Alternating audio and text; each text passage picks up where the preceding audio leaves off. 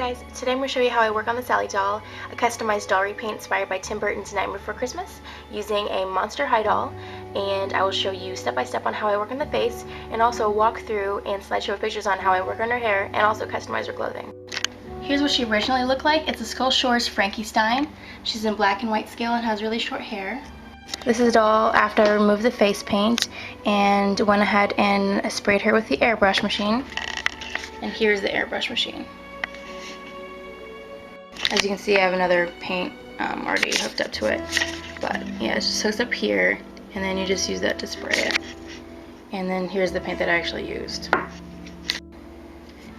So my dad actually bought me the airbrush machine a while back for my birthday, so I'm not sure where he got it, and I'm not sure how much it costs, but it works really well. And so to contour the face, to make it look more like the character that I'm trying to make it look like, I use just regular pastels, and not the oil base, but the ones that are very powdery. And I just use kind of like natural colors, like the blacks and the browns and the whites and the other stuff.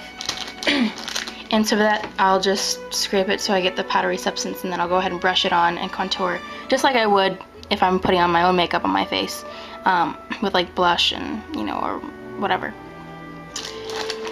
And then for these, I get these at Hobby Lobby or Michael's or whatever. I get the thinnest brushes that I can find, and I keep my brushes that I use for the pastels and the acrylic separately. I don't mix them together. I really don't want to ruin my brushes, so I would just probably just get it ready.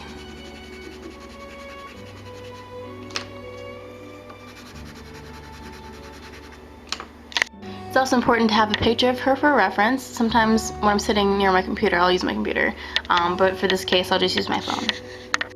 So since Frankie Stein is obviously the daughter of Frankenstein, her forehead's going to be a little bit more bulbous in comparison to Sally from The Nightmare Before Christmas, whose face is very round, and her features are very round also. That's why contouring with the pastels is very important, to kind of create that illusion of a rounder face, whereas when I'm creating the corpse bride inspired doll with the ghoulie yelps, I try to contour her face to be a little bit more skeletal.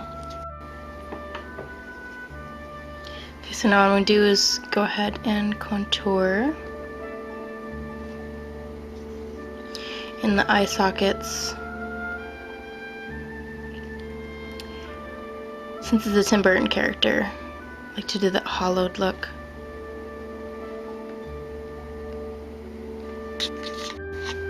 And also to contour the face a little bit.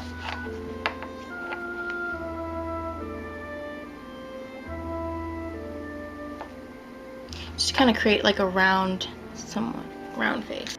To make her eyes look rounder, it's best to go ahead and kind of form a circle of like dark contouring shadows. Her eyes are actually more of an almond shape. Well, the doll originally is in like an almond shape. And then Sally also has like a narrow nose, so it's best to contour right here and then underneath a little bit because it comes up like a little triangle. And then also to contour right here where she's gonna have like the smiling lines.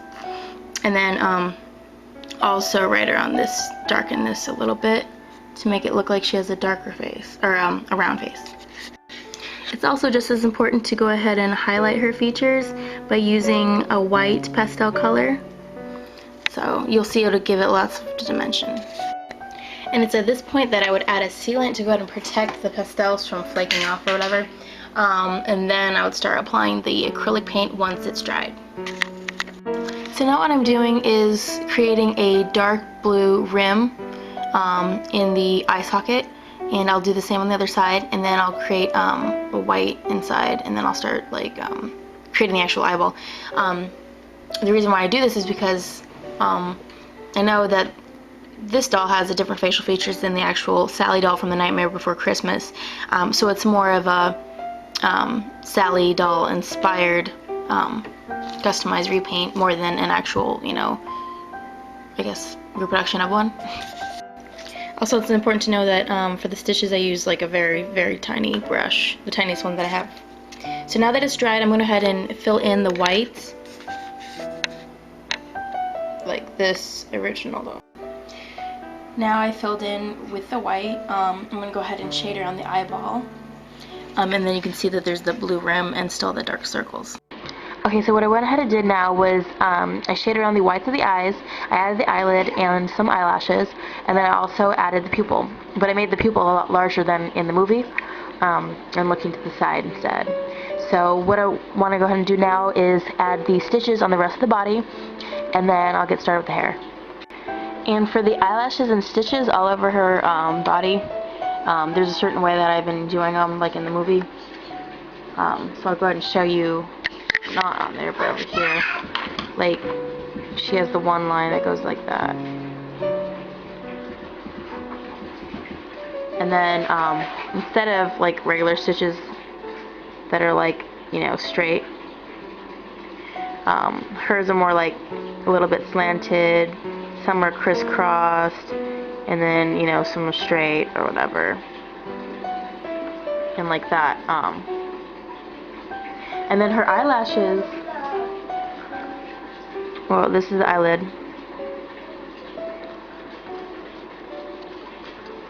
Her eyelashes are like 2 each. So, and originally I had tried to do like that. Originally I tried to actually add some wire bits to her eyelashes, but they were coming off and I didn't want to risk them coming off when I had to ship them or whatever. So I just went ahead and started painting them on, and they look fine.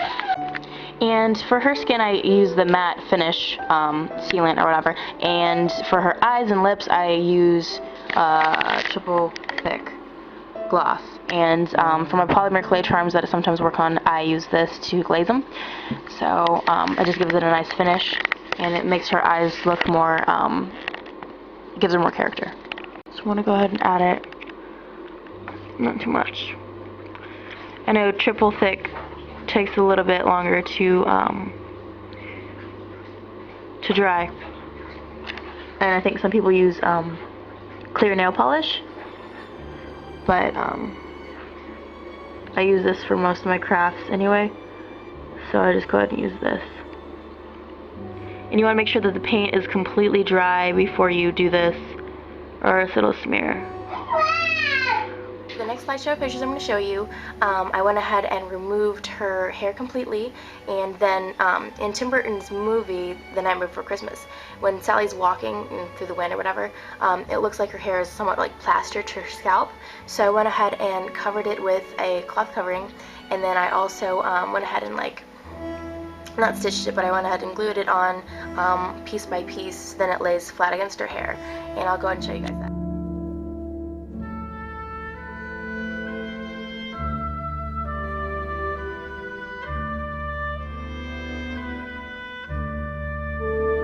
And finally, for the clothing, Sally is wearing kind of like old school ankle boots and socks in the movie. I didn't have time to customize boots themselves, which I'll show probably in another video. So I just went ahead and kind of customized some her shoes that she originally had in black. And then for her clothing, I had to go and sew it myself. So I started off with like a blank white dress.